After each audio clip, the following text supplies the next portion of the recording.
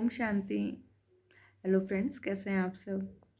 पहले तो आप सबका बहुत बहुत शुक्रिया कि आपने इतना सपोर्ट किया। आपके व्यूज़ का, आपके लाइक का, आपके जितना भी आपने प्यार मोटिवेशन दिया है उस सब का बहुत बहुत शुक्रिया आप लोगों का। और आज हमारी तीसरी पज़ल है। तीसरी पज़ल है कि भगवान सुनता क्यों नहीं है। अक्सर हम भगवान को उलाहने देते हैं, कहते हैं कि वो हमारी सुनता ही नहीं है। तो भगवान कहता है कि बच्चे, क्या तुम मेरी सुनते हो? पूरा टाइम तो तुम लोग बोलते रहते हो, पूरा टाइम कि मेरे साथ ये नहीं हुआ, मेरे साथ वो नहीं हुआ, परमात्मा ने ये अच्छा नहीं किया, मुझे ये नहीं मिला। मोस्ट ऑफ द टाइम हम कुछ ना कुछ भगवान से बोलते ही रहते हैं, मांगते ही रहते हैं। आरतियाँ गाते हैं, चालीसा पढ़ते हैं, कुछ समझ में आ रहा है नहीं आ रहा है फिर भी पढ़ते जा रहे हैं। जो चीज़ हम सालों साल से पढ़ रहे हैं, क्या हम उसका अर्थ भी जानते हैं? क्या हमने जानने की कोशिश की कि उन किताबों में क्या लिखा हुआ है? नहीं, हमें बताया गया पढ़ना है, इट मीन्स हम सिर्फ पढ़ रहे हैं। हम कभी भगवान से बैठकर अपने मन की बातें शेयर करते हैं और मान लो हमने कर भी ली, उल्हाने देने के अलावा कभी कभी शुक्रिया भी अदा कर दिया, लेकिन क्या हम सुनते हैं कि वो क्या कह रहा है? क्या कभी हम शांत होकर बैठते हैं? हम मंदिरों में जाते हैं, थोड़ी देर के लिए बैठते हैं, अच्छा सा वाइब्रेशंस मिलता है, महसूस करते हैं। बाहर निकलने के बाद वैसे के वैसे हो जाते हैं, कोई चेंज नहीं आता। 5 मिनट 10 मिनट बस, और सब वैसे का वैसा। तो परमात्मा पूछता है कि मैं कब बोलूं, कब बताऊं तुमको कि क्या सही है क्या गलत है, क्या वाकई तुम मुझे सुनना चाहते हो? फिर हम उन्हें उल्हाने कैसे दे सकते हैं कि वो हमारी सुनता ही नहीं है। वो हमारी सुनता है या नहीं सुनता, ये तो हमें तब पता लगेगा जब हम खुद शांत बैठकर सुनेंगे। अब इस चीज़ को हम एक सिचुएशन के थ्रू समझने की कोशिश करते हैं। मान लीजिए एक क्लास है, वहाँ पर 40-50 बच्चे हैं। एक टीचर एंटर करता है और बच्चे बोलना शुरू कर देते हैं। मान लीजिए उसने कोई सरप्राइज़ टेस्ट लिया बच्चों को चेक करने के लिए कि जितना उसने पढ़ाया है उतना वो पढ़े हैं कि नहीं पढ़े हैं। बच्चों के अच्छे मार्क्स आए हैं नहीं आए हैं जैसा भी है, लेकिन जैसे ही वो एंटर करता है सारे बच्चे बोलना शुरू कर देते हैं। बस एक बच्चा है जो शांत बैठा है, टीचर क्या बोलना चाहता है वो सुनने की कोशिश कर रहा है। टीचर उन्हें समझाना चाहता है कि वो टेस्ट उसने क्यों लिया, या अगर उनके कम मार्क्स आए हैं तो उन्हें आगे क्या करना चाहिए। तो जब बच्चे जब तक सुनेंगे नहीं, शांत बैठेंगे नहीं, तो क्या उन्हें पता लगेगा कि वो टीचर ने टेस्ट क्यों लिया, वो उन्हें क्या सिखाना चाहता था। लेकिन जो बच्चा चुप बैठा हुआ है, टीचर उस पर ज़रूर ध्यान देगा कि इतने बच्चों में एक बच्चा है जो मेरी सुनना चाहता है, जो शांत बैठा है। वो ज़रूर सुन पाएगा कि टीचर कहना क्या चाह रहा है। और जब वो हमें उस समस्या से निकलने का समाधान बता रहा है, तब हम शांत होकर जब उसे सुनेंगे तब हमें पता लगेगा कि वो क्या कहना चाहता है, वो क्या रास्ता दिखाना चाहता है हमको। तो इसी तरह नॉर्मल लाइफ में भी हमें पूरे दिन में कम से कम ऐसा कुछ समय निकालना चाहिए। ठीक है, हम पूजा पाठ करते हैं, लेकिन उस पूजा पाठ में भी कुछ ऐसा समय निकालना चाहिए जिसमें हम शांत होकर, शांत इन द सेंस ये नहीं होता कि हमने सिर्फ मुंह को बंद कर लिया, हम सिर्फ चुप हो गए तो हम शांत हो गए, नहीं। क्योंकि हमारे मुख से ज़्यादा हमारा मन और हमारी बुद्धि बोलती है, बहुत ज़्यादा। उसको शांत करना बहुत मुश्किल है।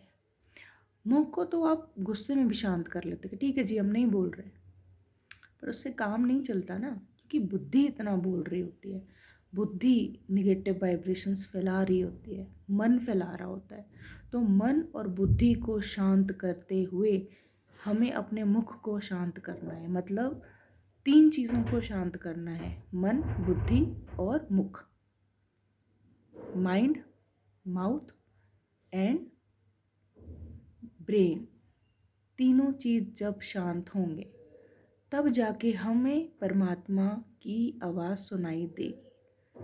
तभी हम सुन सकते हैं कि वो हमसे क्या कहना चाह रहा है। इसके अलावा सुनना बहुत मुश्किल है और इसी को कहते हैं राजयोग। राजयोग मेडिटेशन सिर्फ आपके मन को खुश करने के लिए, शांत करने के लिए नहीं है। राजयोग मेडिटेशन है आपकी आत्मा को शांत करने के लिए, क्योंकि जब वो आत्मा शांत होती है तो मन बुद्धि अपने आप ही शांत हो जाता है, क्योंकि मन बुद्धि उस आत्मा की ही शक्ति है। मन सोचता है, बुद्धि डिसीजन लेती है और बार बार हम उसे रिपीट करते हैं तो वो हमारे संस्कार बन जाते हैं। ये मैंने आपको पहले भी बताया था। तो आत्मा क्या सोचती है ये डिसाइड करेगा मन। मन को मजबूत बनाना है, बुद्धि को मजबूत बनाना है, आत्मा को प्योर परफेक्ट बनाना है, तो उसके लिए राजयोग मेडिटेशन करना है, जो हमें 24 घंटे करना होता है। ऐसा नहीं कि आप आधा घंटा आपने किया और उठ गए, क्योंकि आत्मा हर वक्त सोचती है, आत्मा हर वक्त डायरेक्शन देती है। तो उसे हमें बताना है कि क्या डायरेक्शन देना है कि नहीं देना, मन को क्या सोचना है क्या नहीं सोचना, बुद्धि को क्या निर्णय लेना है नहीं लेना, क्योंकि ये आत्मा की शक्तियाँ हैं। तो मन और शक्ति को पावरफुल बनाना है। और हम कहते हैं कि हमारा दिल ऐसे कर रहा है, हमारा मन ऐसे कर रहा है, हमारी बुद्धि ऐसे कर रही है, हमारा दिमाग ऐसे कर रहा है। तो ये दो दो शब्द क्यों आए? क्योंकि दिल, दिमाग ये हैं बॉडी पार्ट्स, शरीर के अंग हैं ये, और मन, बुद्धि ये आत्मा के अंग हैं। आत्मा इनके द्वारा कार्य करती है, या कहें तो ये आत्मा को चलाते हैं। मन जैसा भी सोचेगा, बुद्धि उसमें से डिसाइड करेगी और फिर आत्मा के वो संस्कार बन जाएंगे। तो हमें बहुत आराम से, बहुत प्यार से, बहुत पेशेंस के साथ में अपने मन को कंट्रोल करना है, अपनी बुद्धि को कंट्रोल करना है। तो आत्मा वही करेगी जो हम चाहते हैं। आत्मा प्योर होगी, वो अच्छे कार्य करेगी, सही गलत का निर्णय लेगी, तभी हम आगे जाके उस वाइब्रेशन को अपने आसपास के एनवायरनमेंट में फैला सकते हैं। तभी चीज़ों को हम कंट्रोल कर सकते हैं। हमारा अपने ऊपर ही बस नहीं है, हमें क्या सोचना है क्या नहीं सोचना है उस पर ही कंट्रोल नहीं है, और हम दुनिया को कंट्रोल करना चाहते हैं। This is impossible. Rajyoga meditation के थ्रू आप अपने ऊपर कंट्रोल करना सीखते हो। ये शरीर एक घोड़ा है और आत्मा घुड़सवार है। तो जब घुड़सवार को हॉर्स राइडिंग आती ही नहीं होगी, उस घोड़े को कंट्रोल करना ही नहीं आएगा, तो वो उसको सही डायरेक्शन में कैसे ले जा सकता है? यही वजह है कि आज इतनी स्थितियां खराब हैं। इंसानियत तो छोड़िए, जानवर बन गया है। क्यों? क्या उसको नहीं पता? ज्ञान तो हर तरफ भरा पड़ा है, लेकिन ये ज्ञान नहीं है, ये है जीवन के सिद्धांत, जिनको हमें अमल में लाना है, जिन्हें हमें प्रैक्टिस करना है डेली लाइफ में, हर वक्त, हर घड़ी, हर सेकंड। अदरवाइज़ कोई फ़ायदा नहीं। सुनते तो सब हैं, ज्ञान तो भरा पड़ा है, लेकिन ये ज्ञान नहीं है, ये है जीवन जीने का तरीका, खुद को कंट्रोल करने का तरीका। और बाकी हम परमात्मा को उल्हाने नहीं दे सकते, क्योंकि एक माँ के हाथ में अगर किस्मत लिखनी होती तो वो भी अच्छा ही लिखती, तो वो परमात्मा है, हर माँ से ऊपर। तो उसके अगर हाथ में होता तो हमारे जीवन में सिर्फ सुख ही सुख होता, वो कभी दुख लिखता ही नहीं। सुख और दुख हमारे अपने ही कर्मों से आते हैं, जैसा हम बोते हैं वैसा ही हम काटते हैं। बोते वक्त हमें पता नहीं होता, लेकिन काटते वक्त हमें पता चलता है। तो परमात्मा को उलाहने देने से कुछ नहीं होता कि उसने हमारी ज़िंदगी में ऐसा क्यों लिखा। उसने नहीं लिखा, हमने बोया, हम ही काट रहे हैं। और आज हमारे पास समय है कि हमने जो आज तक किया उसको सही कर सके। और अगर आप उसको सही करना चाहते हैं तो आप एक कदम बढ़ाएं।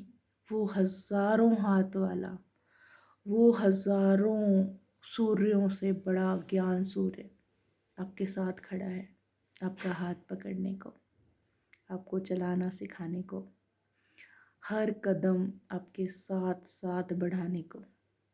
डिसीज़न आपको लेना है। ओम शांति।